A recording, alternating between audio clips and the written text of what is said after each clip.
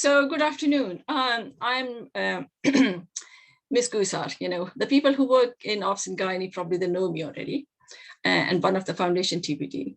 And you have heard about obstetric emergencies. I mean, I hope you're not fully scared. And then if you're not, then we can scare you a little bit more with gynae emergencies, which are equally important and can be quite serious. So aim of this session is to discuss some common gynae emergencies. Obviously, we are not going to go through everything, but just some common ones. So hopefully by the end of this session, you would know what the early pregnancy means, because you heard about the obstetric emergencies that can happen in late pregnancy or during labor. But here now, we are going to talk about early pregnancy. There are still obstetric complications, but they happen in early. And we want to know about some common gynae emergencies and how we can manage them. And if there is some time, we can go through some MCQs in the end. So what about early pregnancy? There is a definition by NICE that any pregnancy that is until 13 completed weeks of gestation is called early pregnancy. I know that Josh has mentioned about the first trimester, which is up to 12 weeks. Which is almost correlating with this early pregnancy. And this definition used to be 12 weeks, but now it has been changed to 13 weeks. Now, there are early pregnancy units who manage these patients, and the duration of pregnancy where we provide care to these patients is variable and depends on the capacity of every unit. At Mid-Yokes, we care for these patients until 16 weeks. Right. So these are some common gynae emergencies. Three most common one that I can talk about is ectopic pregnancy, although we are going to put more focus on ectopic, but there are other problems such as heavy bleeding, causing shock or collapse related to miscarriage, termination of pregnancy, or trophoblastic disease. And patients can present as an acute abdomen, which could be related to ovarian cyst accidents or due to other non-gynecological causes. You can see in this picture, this is a uterus, early embryo. Okay. And why these emergencies are so important? Because they can be quite significant. If people who are working in the GP practice or A&E, they might see these patients as well. And we see them very regularly in gynae assessment unit. Not all these pregnancies end in, in successful pregnancy, in being successful to get a baby, but some of them unfortunately end up having problems. They can be quite serious and a small number of women can die. So talking about ectopic pregnancy, my main focus will be ectopic pregnancy here. And then we'll touch upon some others as well. So first question is, what is an ectopic pregnancy? I think this group is quite big, and the way I want you to do it to interact with them, but I don't think that we've got enough time. So we'll carry on talking like this. So ectopic pregnancy is the implantation of a pregnancy outside the endometrial cavity.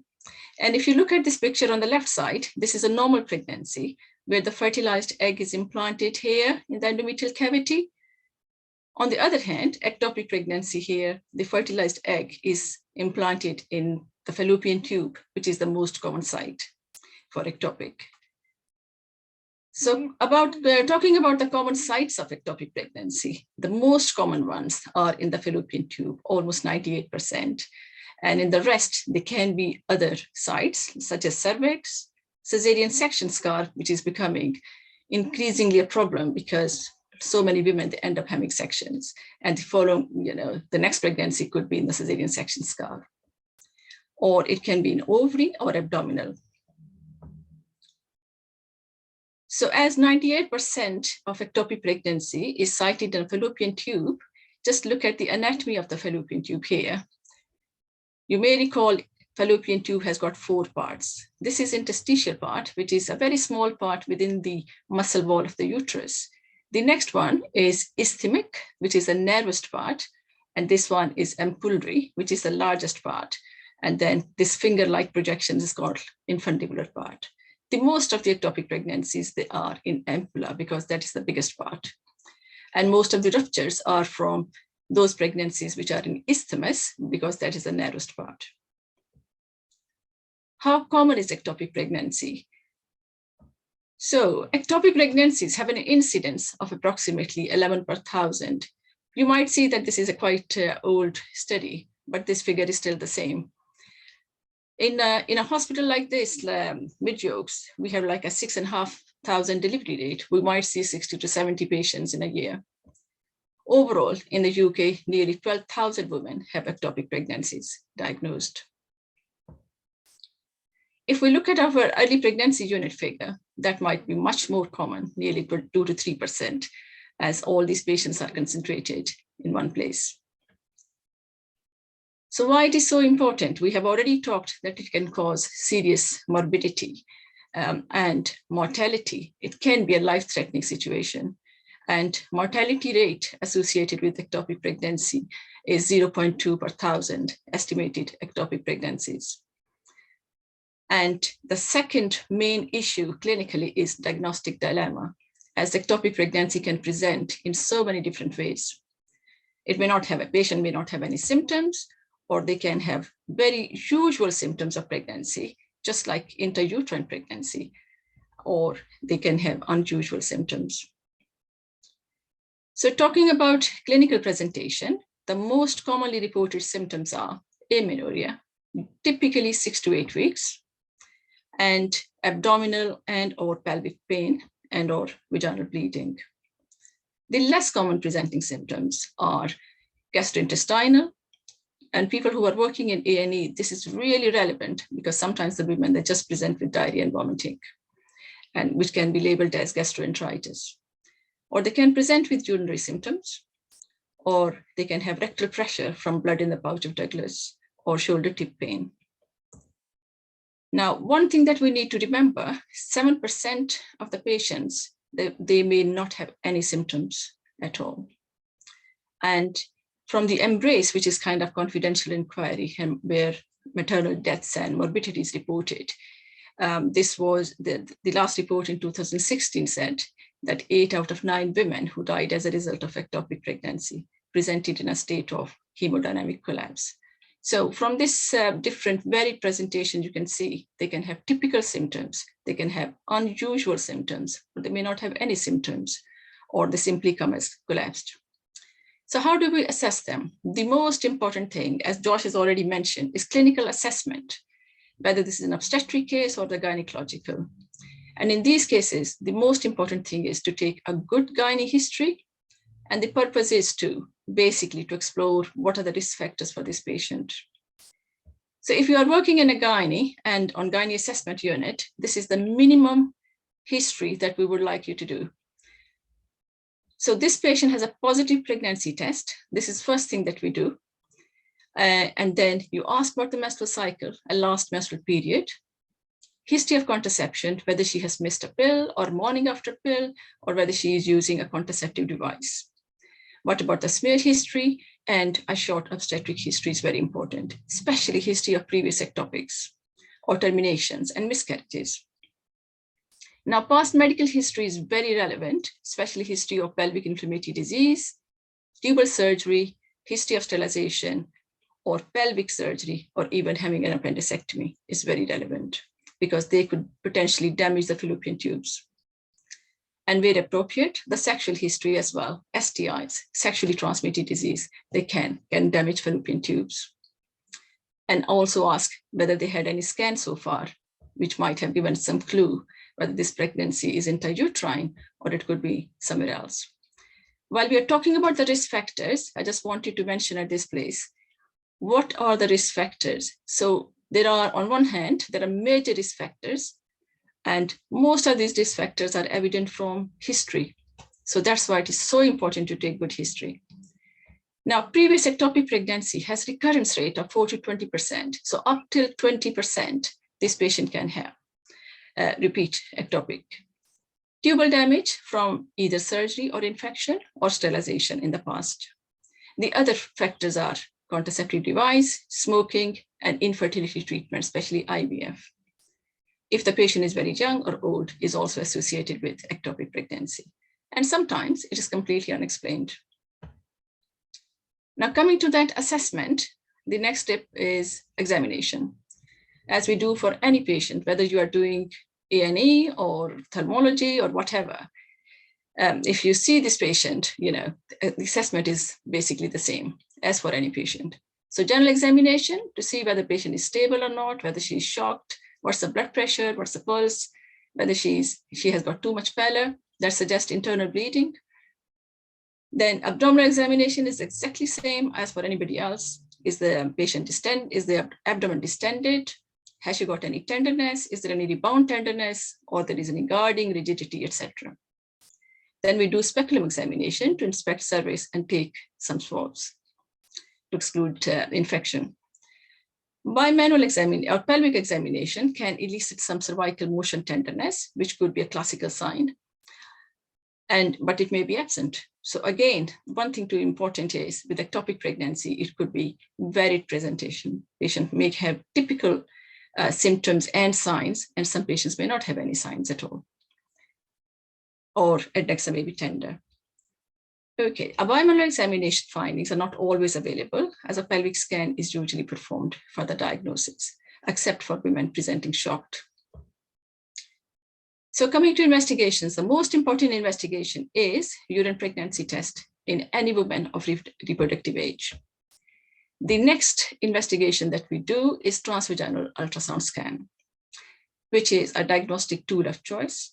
It has got very high sensitivity and specificity, and this can identify most of intrauterine pregnancies if the beta ECG has reached a level of 1500 units.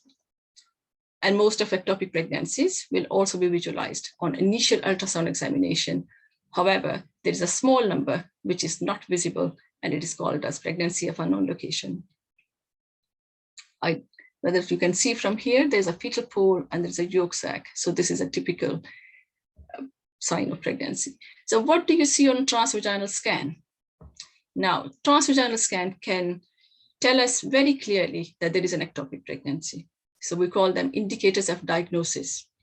Or it can simply tell us that there is ectopic pregnancy there's a high probability of ectopic pregnancy. Or it's possible that there is an ectopic pregnancy, or it might be other indicators. Just talking about them in a little bit detail, what we mean by indicators of diagnosis, it means it could be a adnexal mass with a live ectopic. So it has got all the signs of pregnancy, yolk sac, and a fetal pole with or without heartbeat. If the heartbeat is there, it is called live ectopic, and that is diagnostic of ectopic pregnancy. The index, sometimes there is the gestational sac is empty, which is called tubal ring or bagel sign. So it means there is a very high probability of tubal ectopic. In a large number of cases, there is a complex inhomogeneous adnexal mass moving separate to the ovary. And then again, it suggests a very high probability of tubal ectopic. There are other indicators of possible ectopic pregnancy. For example, when we do scan and the uterus is completely empty, but there is no mass as well. So that means empty uterus and there is no adnexal mass, still it is, so that means that ectopic pregnancy is still possible, and we have to look at the other features. How the patient is presenting, what is the beta ECG level before making a final diagnosis. The other indicators, such as moderate to large amount of free fluid in the peritoneal cavity or pouch of Douglas. This represents hemoperitoneum and is very much suggestive of ectopic pregnancy. So you have seen there are so many varied presentations of ectopic pregnancy. I just wanted to mention this heterotopic pregnancy, which is a unique presentation. This means there is an intrauterine pregnancy, which is inside the uterus, and at the same time, there is ectopic pregnancy at some other site, which is again, most commonly in the fallopian tube. And this risk increases if the patient had IVF. Another investigation that we do is a beta ECG, very commonly. And I just want to remind those trainees who are working in A&E, because we see patients from A&E, and the first thing that they do is the blood ECG. We really do not need to do beta ECG, blood beta ECG, or serum beta ECG. What they should be doing is a urine pregnancy test in the first place. Because a single beta ECG, it cannot be used in isolation to predict ectopic. It has its other uses. It can be used for establishing whether the pregnancy is advanced enough to expect to identify its location with ultrasound. And also planning, it's also useful for planning management of an ultrasound visualized ectopic pregnancy. A single low serum beta ECG levels, which is less than 1,000 units per liter, does not exclude the possibility of an ectopic pregnancy. We have seen so many ectopics with very, very low levels like 300 or 400 as well, and sometimes even lower. Laparoscopy. At one time, laparoscopy used to be gold standard, but not anymore. There is quite significantly high false negative rate. That means ectopic pregnancy could be quite early in the development, and it is still not visible despite doing a laparoscopy. Okay, so I just wanted you to read through this, one of the case study. This has been reported in Embrace. And obese woman presented in cardiac arrest at the emergency department. After CPR was commenced, she was thrombolized for presumed PE. Her hemoglobin, though, was 50. Shortly after, a scan showed a significant amount of intra-abdominal free fluid and a subsequent catheter specimen of urine, a positive pregnancy test. Despite massive transfusion and surgery, she died a few hours later. And a similar case where false, kind of inaccurate diagnosis of pulmonary embolism was made, but this happened at home when the patient was found collapsed at home. She was cold, clammy, pale, and shocked with no cardiac output. She was given CPR and transferred to the emergency department after 2 hours with a presumed diagnosis of pulmonary embolism. Blood test in the emergency department found that she was severely acidotic and a hemoglobin of 6.9. She was thrombolized for the presumed diagnosis of pulmonary embolism. A CT scan ruled out a pulmonary embolism, but found a large amount of blood in the abdomen. At subsequent surgery, a ruptured bleeding ectopic was discovered. She died the following day from multi-organ failure. You can see that these are like very sad, unfortunate cases where we have not been able to diagnose ectopic pregnancy on time. So how do we treat them? There are 3 ways to treat ectopic pregnancy: expectant, medical, and surgical. There are strict criteria for managing these patients for expectant management. For example, the first line of management for some patients is expectant, which is like if they are clinically stable and they have no pain, or if there is a ectopic pregnancy is very small, less than 35 millimeter, with no visible fetal heart on transvaginal scan. And if the beta ECG levels are 1,000 or less, and patient is able to return for follow-up. We can also consider expectant treatment for a similar kind of patient who is clinically stable and pain-free, if the beta ECG levels are between 1,000 to 1,500. And they need to be monitored with repeat beta ECGs. The medical treatment, again, we need to follow strict criteria. The patient need to be clinically stable with no significant pains. The ectopic pregnancy remains to be intact, not ruptured, and small, less than 35 millimeter. And initial beta ECG levels are less than 1,500 units per liter. And patient is able to return for follow-up. And a very important point is that the ultrasound should confirm that there is no intrauterine pregnancy. And no, there should not be any contraindication to methotrexate treatment. Surgical treatment is reserved for those patients where the patient is clinically unstable. There's a live ectopic on transvaginal scan, or there's a large amount of free fluid on scan, and an external mass is more than 35 millimeter. If there's a big mass, then we need to do surgical treatment, or the serum beta ECG levels are more than 5,000 units per liter. Now we got the flow charts, and they are on website. If anybody's interested, they are on internet. This one as well. Something about the outcomes. So basically, there is no difference in the outcomes between expectant or medical management. And that's the reason that NICE has recommended expectant treatment rather than medical treatment in the first place for certain patients. There is no difference in the risk of tubal rupture or the need for additional treatment. So the most important, if there is any question at the moment, I'm happy to kind of to interact. Otherwise, I will start questioning. Doesn't seem like any movement.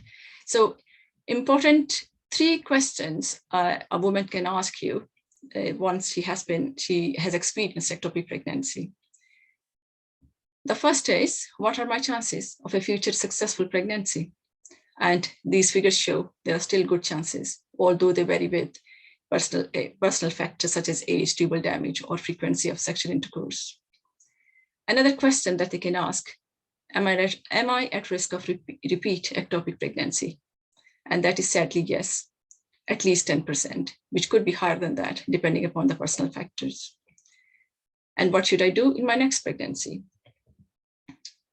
Unfortunately, there is nothing that they can do to prevent it, apart from stopping smoking, etc. But then again, it's not enough.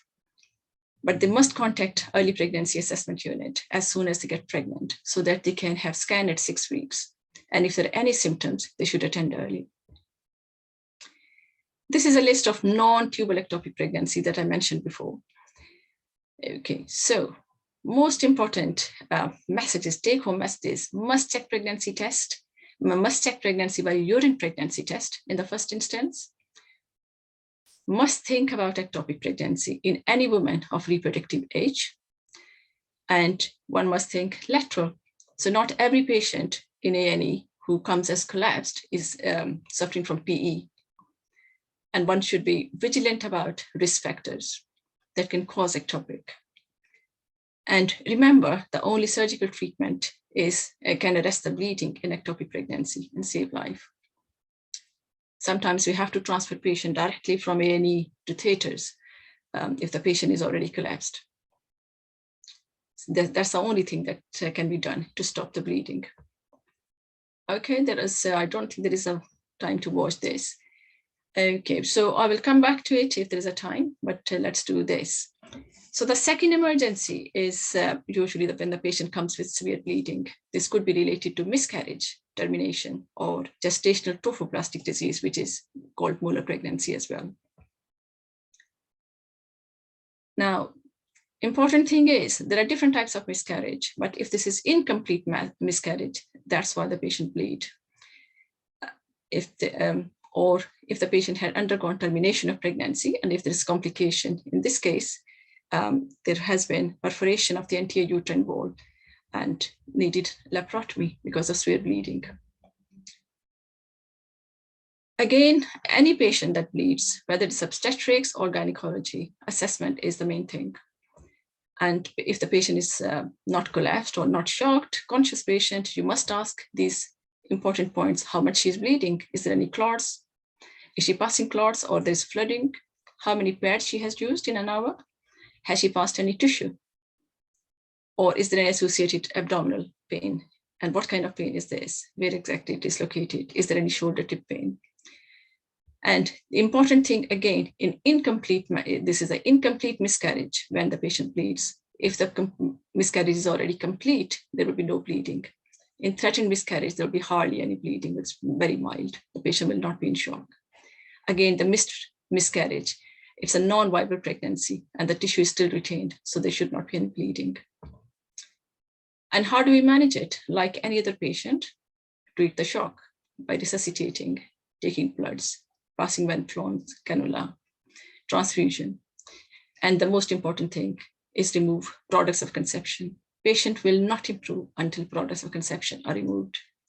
And this can be done as an outpatient by manual vacuum aspiration, or if the patient is unstable, needs to be taken to theater and may need bloods and transfusion.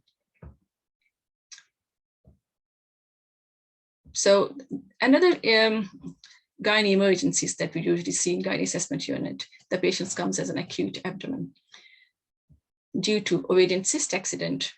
So what is an adnexal cyst? Could be related to fallopian tube or ovary, and almost up to 5% is the incidence. But most of them, they are benign. 5% can be malignant. You can see this is the cyst, quite big cyst sitting in the pelvis. So types of adnexal cyst in pregnancy, these are the more common type on the left side, which could be corpus luteal cyst, follicular cyst, hemorrhagic cyst, or dermoid. And there are less common types, which could be related to ovarian hyperstimulation syndrome, which is related to IVF, or it could be luteoma of pregnancy or hyperreactive and heterotopic pregnancy. What kind of incidents can happen? The cyst can rupture, they can undergo torsion. Very rarely they can get infected, and even more rarely could be cancer stage. The cysts that rupture, they're usually hemorrhagic ovarian cyst and sometimes can be dermoid. The rupture of dermoid cyst can be quite significant from the complications point of view because they have quite irritant fluid, which can cause peritonitis, bowel obstruction, or abscesses. The surgical treatment is absolutely necessary, either laparoscopically or by laparotomy. This is ovarian torsion. At adnexal torsion, you can see the number of twists on the stalk, and here the adnexes are very congested. Now, this can happen in pregnancy, either in first or early second trimester. This can occur without an adnexal mass as well. And they can present as an acute abdomen and vomiting as well. And ultrasound usually shows a big thick mass, and the management is laparoscopy with detorsion of adnexa, and we can aspirate or remove the cyst, or sometimes, very rarely, we have to remove the ovarian tube, which is called salpingo-oophorectomy. Usually when they present acutely, they can have acute pelvic pain, but sometimes can be asymptomatic or have pressure-like symptoms. How do we manage them?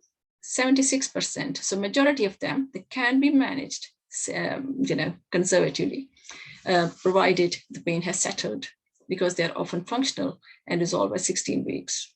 Usually they require no follow-up and low risk of malignancy. If they're very large, then they need to be treated. So indications, if they present as an acute abdomen or they grow very rapidly. If we remove them in second trimester, it avoids worry of the cyst twisting during later pregnancy, which becomes even more important as the surgery can be quite difficult when there's a large baby on board. Surgical approach is either laparoscopy or laparotomy, and there is no serious complications after laparoscopy or laparotomy as required. So this is a laparotomy for the large list. Can you see the hair? And this is a typical dermoid cyst, where hair's gotten, yes, and that's another dermoid cyst. So conclusion, they are mostly benign with 5% risk of malignancy. Ultrasound can diagnose. Most simple masses, they resolve spontaneously by second trimester, and surgery can be laparoscopy or laparotomy. A few words about the non-gynecological causes of acute abdomen. And you can see there is a full list. The common conditions are top 3: appendicitis, pyelonephritis, or renal colic. And other conditions can cause problems as well. But appendicitis can be quite important in pregnancy, as it has an incidence of 1 in 1,500 pregnancies. In later pregnancy, it can become quite important because of the migration. Can you see from here? Typical presentation, pain is McBurney's point, but as the pregnancy progresses, the appendix moves, migrates upward. And if it can cause diagnostic delay, and if diagnosis is delayed, it can perforate and causes peritonitis and serious complications. The treatment is obviously acute appendicectomy. Now, one common question, what is usually asked if the patient presents in A&E, what to do? This patient is in pain and she's pregnant. So I would say if the symptoms and everything is very much suggestive of appendicitis, refer to surgery, otherwise talk to us. Here there are a few references, and thank you for listening.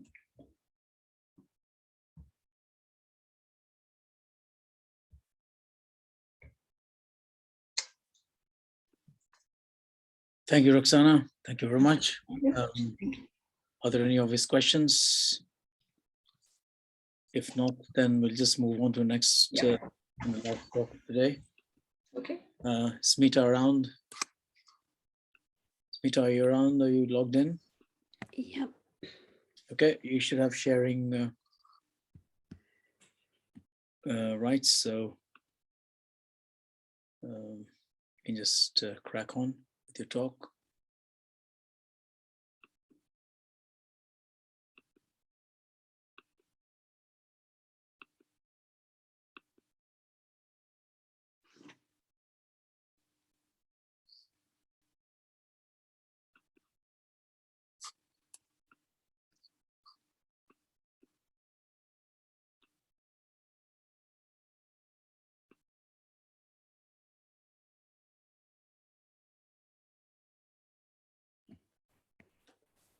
Are my slides visible and can everyone hear Yes. me? Yeah. Okay. So afternoon, everyone, and with 2 clinical sessions. This is slightly different from what the other 2 sessions have been. It was really very informative by Narendra and Ruxana about the ophthalmology and the gynae sessions. So I am Smita. I'm one of a GP foundation trainer and a supervisor for FY2s in my practice. And so I would just be, the last session of the afternoon is, we'll just talk about some time management for doctors in training, basically the top tips. What I would want you to do is, if you could put in the chat box one word that what you think and what comes to your head about time management. And Ash, can you keep it, check on the chat box because I can't, I'm unable to see them. So if you could just everyone put one word, yeah, I can see them now. One word, what they think about time management. You should be able to see them. Yeah, I am able to see them. Okay, yeah, organized, list, safety. Yeah, some more, please. Difficult, absolutely. Efficient, yeah. Easier said than done. Yeah, tricky. Prioritizing, absolutely, yeah. Yes, so we've had some thoughts and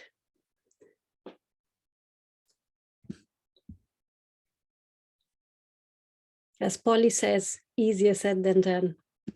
Planning, it is hard. Yeah. So maybe end of the session, we'll all take home some tips and some tools for a good time management. Okay.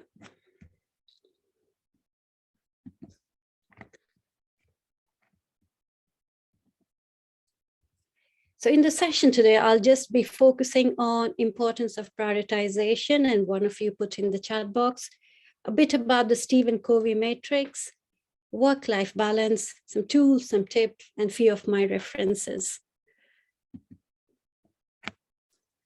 So defining prioritization and time management, both of them are closely linked.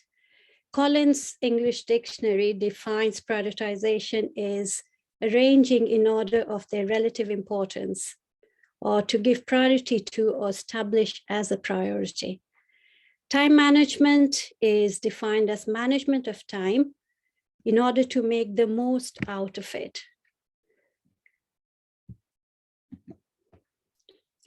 Why do we bother about time management? We could put a few things in the chat box, please.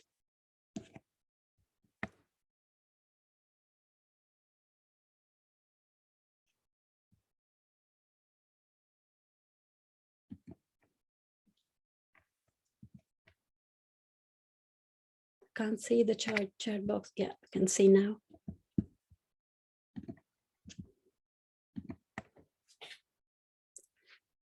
Efficiency, appropriate delegation, absolutely. Yeah. Some more? Okay. Avoidance of unnecessary handover. Yeah.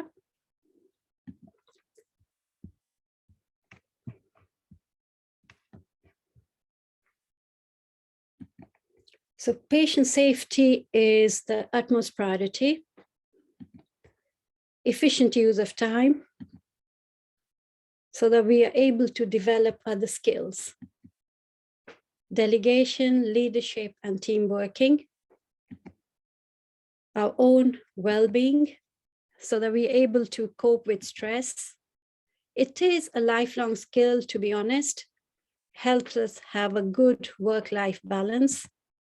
And it is a potential interview question. So most of the interview you will be asked about time management. Okay. So why the need for time management? Because if you don't control it, it will control you. Life will become exhausting and depressing. And the key time management points are, as we put in the chat box earlier, they are prioritizing, setting up goals. Focus on your priorities. You don't have time to do everything. Split them up. I would want you to, again, go into the chat box and list some of the examples of what is urgent and important.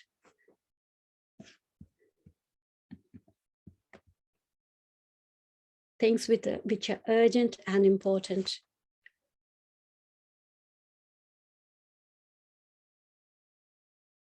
Sick patients, absolutely. Acutely unwell patients, yeah.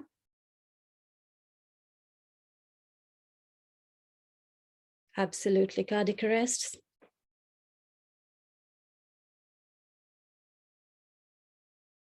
Okay. So these are clinical.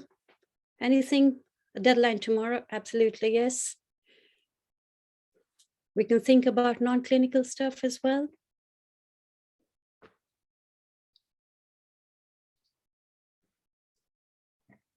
Okay. And moving on from there, list of some urgent, not important things.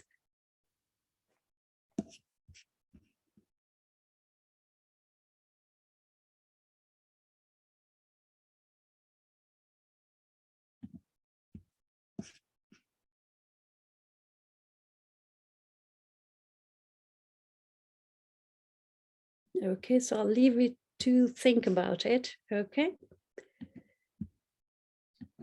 Any non-urgent but important?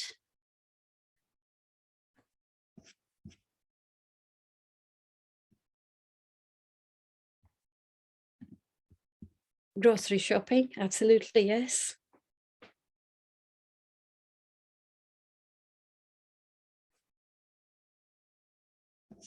Okay.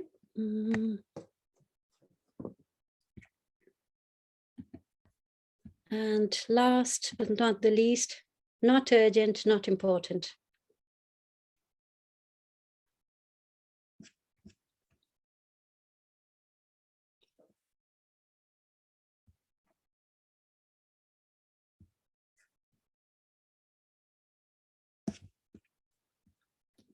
So what may be urgent or important to someone may be urgent, non-important. So I think it varies with personalities and how we do things as well. So moving on from this exercise, I'll just go on to Stephen Covey matrix. So what this matrix does, it classifies important urgent, important non-urgent, not important urgent, not important and non-urgent. So as we said in the chat box, if you wrote about deadlines, pressing issues, crisis, and meetings. Those which are important and not urgent can be preparation, planning, prevention, relationship building, or personal development. Urgent but not important, some interruptions, some emails, and popular activities. Not important and not urgent can be some phone calls, excessive TV games, or some of your time wasters.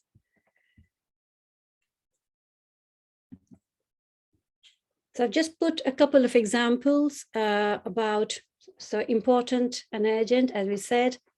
In the chat box, there's cardiac arrest. So you've got a patient with a chest pain waiting in the surgery waiting room or on your ward or in A&E. Some people may think exercise or fitness can be important and urgent to them. Childcare, important, non-urgent, chasing bloods for patients, your car maintenance, holidays, regular breaks, not important, non-urgent. So prescribing an IV infusion that has run out, utility bills, not important, not urgent, emailing your rota coordinator for a swap for holiday, or maybe a fence repair in the garden. Why is it important in terms of time management? So planning is an important aspect, to be honest. So what is recommended, or what we try and do, most of us do this all the time. Plan your week first, and then do it on a day-to-day basis. It also talks about clearing your decks. Small urgent tasks, get them out of the way. Delegation. I'll come to delegation later on, which is a difficult but an important skill to have. So plan your day by dividing your task into achievable blocks. Tackle one at a time. Ensure that you've completed it before you move on to your next. Set deadlines, and it's you who has to decide whether it's flexible or it's fixed. And stick to the time set for the task that you adhere to. Schedule tasks according to your state of mind. Some people are very efficient first thing in the morning. Some people are efficient around midday, some later on in the day. So use your time, which is best for you. Certain tools I'll talk about is, I think we all do this, so it's just a reiteration. Making a list, it's helpful because you can visualize, you can reassess. It helps you missing things. Chasing the jobs, you can use the checkbox system like you all do on your clinical work, and a handover sheet or what you need to do after debriefs.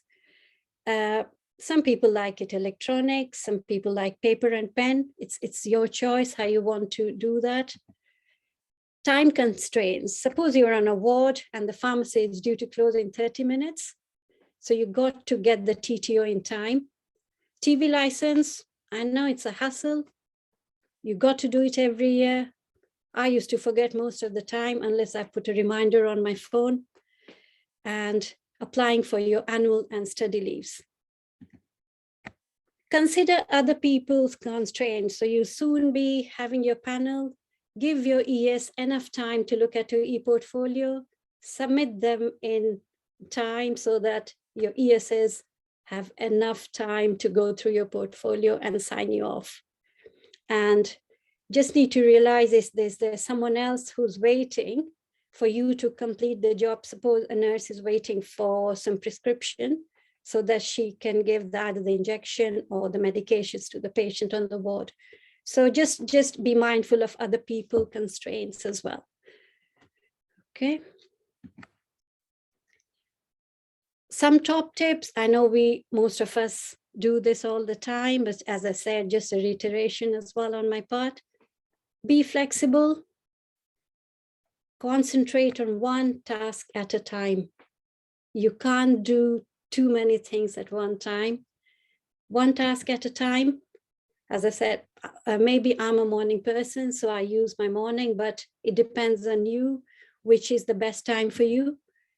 Take regular breaks just to recharge yourself. With a fresh mind, you're quicker, tired brain, risk of making mistakes, and you take longer as well.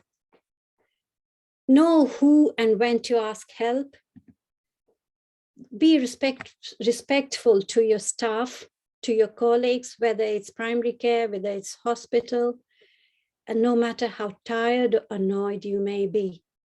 I like this saying which says, you catch more flies with honey than with vinegar. Look after yourself, like de-stressing activities, exercising, sleeping, in terms of breakfast, your lunch, taking breaks. This is, again, creating routines for your, we have discussed already.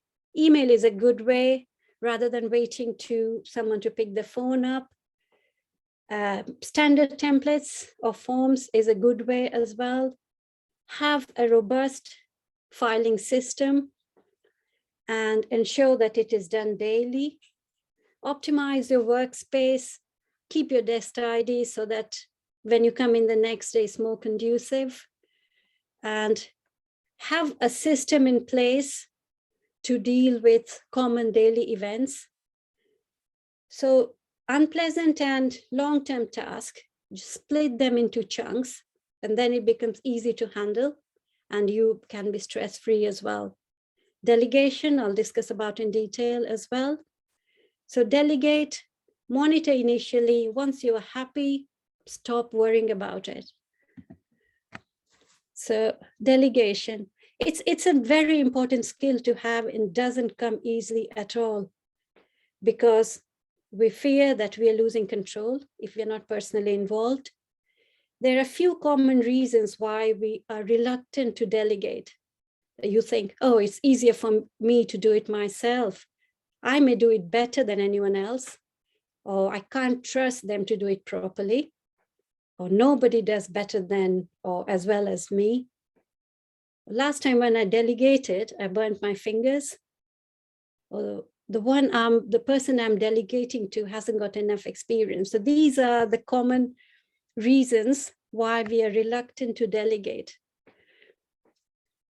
So minimizing the risk depends on the person's degree of confidence you have in the person who are delegating the task to. So there are 4 ways you can have different levels of control. You put a plan together and then say, okay, this is the plan, we'll go over it. Second is, if such and such things happen, check with me before you do anything else. And then if this happens, let me know how you handled it. Or you say, get on with it, it's your project, come to me if you have any problems.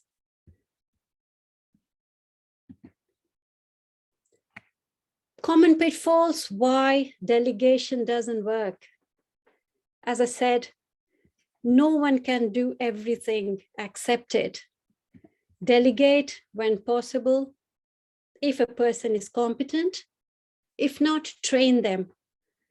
The tasks which are good to delegate are ones which are time consuming. They do not require any specialist skills, okay? And they occur frequently. Don't aim for unnecessary perfection. Exaggerated perfection costs time, money, and it stops you from doing important things. So for my trainees, I'm seeing this, we've got Gabriel here, I've got Rhiannon here. When I'm debriefing or during the induction, I always say, use your team. You can't do everything. Use the admin staff. So delegation, and don't aim for exaggerated perfection. Why delegation fail? Because either you've not explained the objectives well, or you're failing to encourage the ownership of the project, or you've not set a deadline, or you're not monitoring the delegated task. You fail to make a decision quickly enough. If the arguments are in favor, just go ahead. If not, then don't. If there's a chaotic filing system, get them sorted and remember to throw the old stuff. So another important thing at work is minimizing distractions. And distractions are another key element to stress at work. There are following methods which can minimize distractions. But be mindful, do not cut yourself from your team. You have to have a balance between how approachable you want to be and how much restriction you want to put in yourself to be approached by the team. Unnecessary phone calls, minimize. Limit the time you're spending on each call. Triage or differentiate. Is the call urgent? Is it non-urgent? Emails are good, less intrusive. And just pick when you're ready to receive and respond. Don't be dictated by others. In terms of primary care, you want to have an open door policy or a closed door policy, or you want to arrange a certain time when the admin staff can come in and talk to you. Sometimes if a patient is with you for a long time, you can very nicely stand up, walk to the door. They will not realize, but you're sending a signal that it's time to leave. Any unproductive, inefficient meetings, avoid. Agree to a start and end time. and stick to the timed agenda. Few aids, we all do it all the time, smartphones, to-do lists. Some people still like diaries. So it's visual, you can write it, you can cross it off. Smartphones are good as well. To-do list, what I find it important that you are able to identify certain time where you can do something else, something personal, or get a meeting in place. So to-do lists are really helpful. It is a good reminder what's yet to be done. Crossing off the tasks, and it gives you a good feedback as to how have you done in terms of how you've planned your day. Did you manage to get what you wanted to do? Wall charts, we get the electronic versions as well. And as I said in previous slides as well, long-term projects, split them into small tasks and chunks and create deadlines for each. Some common time wasters, it's a very self-explanatory slide. If you have confused goals, objectives, if you're not able to say no, if there are meetings without goals, you're trying to do a lot, misplaced items, spending a lot of time finding things, procrastination, a messy desk, and again, choosing what is important, less important, and unimportant. Another thing is to audit your use of time. So monitoring your use of time, keeping a logbook of activity for 1 week, then analyze. What did you do? What bits were helpful in achieving your goals? What was a wasted effort? What percentage of time was spent on wasted effort? What tasks you could not do? Were they urgent? Were they important? Decide the changes need and make the changes and re-audit. Keep re-auditing unless you are at a comfortable level. So time management in a nutshell, few quotations which I like. If you don't respect time, no one else will. The only thing you can do with time is spend it. Time is a great teacher. Unfortunately, it kills all its pupils. There's never enough time to do everything. 3 questions you need to ask yourself. What am I good at when placed with conflicting demands on my time? What hinders me when trying to meet several calls on my attention at the same time? I could manage better if only I could. So some popular misconceptions, some realistic perceptions. Time flies, time has a fixed rate, time is saved, time cannot be hoarded or overspent, time can be made up, once spent, gone. Time goes by, we go, time stays. Okay, time is our mortal enemy, we are our worst enemies, time is against us, time is on our side. We haven't got enough time. We have all the time there is. Saying no nicely can be a skill by nature. We prefer not to say no. It does feel uncomfortable. It makes us feel as though we are being unhelpful. Say it early. Say it with a smile. Signal that you're going to say no by shaking your head. Use verbal clues. If it's not that I wouldn't like to do, but I'm afraid I can't. And so this is what I call the wheel of life. So this is the center point, and then it has got various domains or various aspects of our day-to-day living. So if you are nearer the center, so suppose in fun and recreation, you're about here, career, you're about here, emotional and spiritual, you are here. So what it means, the further away you from the center spot, the better wheel of life balance there is. So you can just in your own time see which aspects of your life you're having enough time, you're managing it well, which ones you need to improve on. And it's really good exercise, very helpful. Okay, And my summary slide, number 1, learn to prioritize, learn to delegate, learn to say no very nicely, manage your paperwork. The one I like the most, be available for yourself. Some of my references. Thank you so much for your patient listening. Any questions, any comments?